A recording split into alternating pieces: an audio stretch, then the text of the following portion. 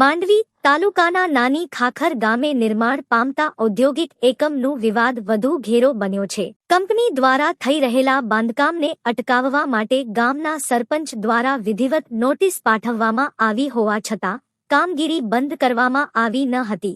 આથી આક્રોશે ભરાયેલા નાની ખાખર ગામના બહોળી સંખ્યામાં આગેવાનો અને યુવાનો તાલુકા વિકાસ અધિકારી TDO સમક્ષ રજૂઆત કરવા માટે પહોંચ્યા હતા. રજૂઆત દરમિયાન સમગ્ર મામલો ઉગ્ર બન્યો હતો. તાલુકા વિકાસ અધિકારીએ આ બાબતે પોતાની મર્યાદા દર્શાવી હતી. TDOએ ગ્રામજનોને જણાવ્યું હતું કે આ પ્રકારના મામલામાં તાલુકા પંચાયત કચેરી દ્વારા કોઈ કાર્યવાહી કરવામાં આવતી નથી. બાંધકામ અટકાવવાની અને તેની સામે પગલાં લેવાની સત્તા ગ્રામ પંચાયત પાસે રહેલી છે અને પંચાયતે જ તેની અમલવારી કરાવવાની હોય છે. આ પ્રસંગે નાની ખાખર ગ્રામ રક્ષા અને વિકાસ સમિતિના હોદ્દેદારોએ આકરા પાણીએ થઈને સ્પષ્ટ શબ્દોમાં ચીમકી આપી હતી કે જો કંપની દ્વારા તાત્કાલિક ધોરણે ગેરકાયદેસર બાંધકામ અટકાવવામાં નહીં આવે તો આવનારા દિવસોમાં સમગ્ર ગામને તથા આજુબાજુના 20 જેટલા ગામડાઓને સાથે રાખીને ઉગ્ર આંદોલન કરવામાં આવશે. આ રજૂઆતમાં નાની ખાખર ગામના સ્થાનિક આગેવાનો,